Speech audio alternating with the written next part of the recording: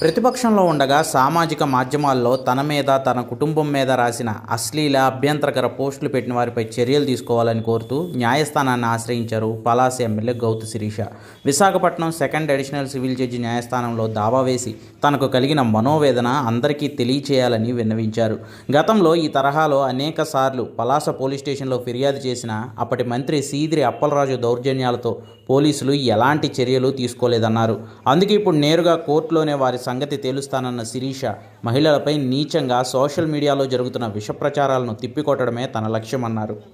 Social media పేరుతో వికృతంగా, అసభ్యంగా, అశ్లీలంగా, అగౌరవం పరిచే పోస్టులతో టీడీపీలో మహిళలను అనివ్వండి, అలాగే అప్పటి ప్రతిపక్షంగా ఉన్న జనసేనలో మహిళలను అనివ్వండి, ఈ వైసీపీ సోషల్ మీడియా చాలా భయంకరంగా టార్గెట్ చేశారు.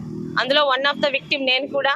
అయితే పలాసలో ఇప్పటి తాజా మాజీ మంత్రి అయిన అప్పలరాజు గారు దాదాపు 20 మందిని ఉద్యోగాలు ఇచ్చి పెట్టుకొని మరి ఒక మహిళని మానసికంగా హింసిస్తే ఇక్కడి నుంచి వెళ్ళిపోతుంది, నాకు అడ్డు ఎవరు ఉండరని దీంతో అన్ని లిమిట్స్ దాటి, అంటే మాటకి బరి తెగించని అనాలి, బరి తెగించిన పోస్టులు పెట్టి చాలా ఇబ్బంది పెట్టారు.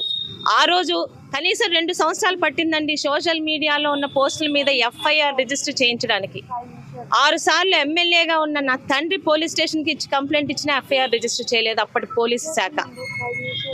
2 సంవత్సరాలు కష్టపడి ఎంపీ గారితో వెళ్ళి అక్కడున్న ఎస్పీ ఆఫీస్ ముందు గొడవ పెడితే అప్పటి ఎస్పీ అమిత్ బర్డర్ గారు ఇంకా వేరే గతి లేక FIR రిజిస్టర్ చేస్తే 3 సంవత్సరాలుగా కనీసం ఒక్కడిని కూడా అంత అసహ్యంగా, అంటే ఆ పోస్టులు చూపించడానికి కూడా నాకు బాధగా అసహ్యంగా ఉంది.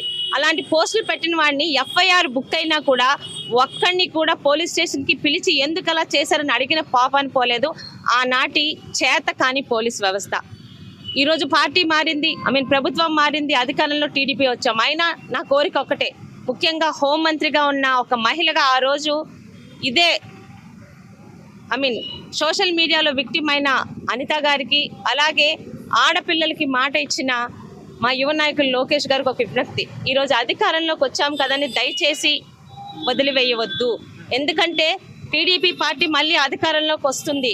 ఈ 5 సంవత్సరాలు మేము పడిన బాధలకి, ఇబ్బందులకి, మా కుటుంబం పడిన అవమానాలకి సమాధానం చెప్పుతాదని ఒక నమ్మకంతో ఎక్కడ వెనుకడుగు వేయకుండా నేను ఒక్కదాన్నే కాదు, చాలా మంది ఆడపిల్లలు పోరాడారు.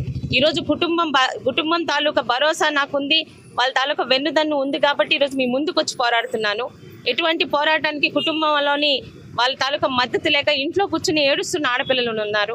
వాళ్ళందరూ టీడీపీ పార్టీ గురించి ప్రాణం పెట్టి పనిచేశారు కాబట్టి ఈరోజు మన అధికారంలోకి వచ్చామని వాళ్ళెవరిని వదలకుండా వైసీపీ సోషల్ మీడియా ద్వారా మహిళలని చాలా అసభ్యంగా లిమిట్స్ దాటి మాట్లాడిన ప్రతి ఒక్కరికి కూడా చట్టంలో ఒక మార్పు తీసుకురావాలని కోరుకుంటున్నాం.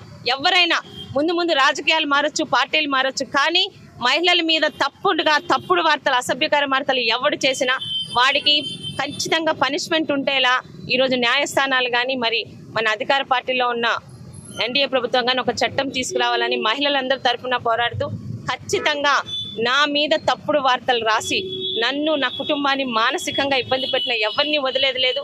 ఎన్ని సంవత్సరాలైనా ఈరోజు పార్టీ మారింది, అధికారం మారింది, న్యాయస్థానం మీద నమ్మకం ఉంది. కొంచెం ఆలస్యం అయితే అయ్యవచ్చు, కానీ ప్రతి ఒక్కరికి పనిష్మెంట్ ఎలా ఉండాలంటే ఇంకా ఏ వెధవ కూడా అనవసరంగా ఒక ఆడపిల్ల మీద తప్పుడుగా ఈరోజు విమర్శలను మేము ఆహ్వానిస్తామండి. రాజకీయాల్లో విమర్శలు అనేది సర్వసాధారణం. మేమేమైనా పని చేయలేదా, ఏదైనా తప్పు చేపామో విమర్శించండి, దాన్ని సరిదిద్దుకునే ఏదైనా చేస్తాం, లేదా దానికి మేము రిప్లై ఇస్తాం. అంతేగాని ఏమీ చేయలేక ఆడపిల్లలు ఏమి అనలేరు కదా అని ఇలాంటి నీచమైన సంస్కృతిని తీసుకొచ్చిన వైసీపీ వాళ్ళని ఎవరిని కూడా వదలకుండా వాళ్ళందరూ చేసిన తప్పులకి తగినంత శిక్ష పడేలా చట్టం తీసుకొస్తారని, వాళ్ళందరూ కూడా శిక్షిస్తారని మీ అందరికీ కోరుకుంటున్నాను.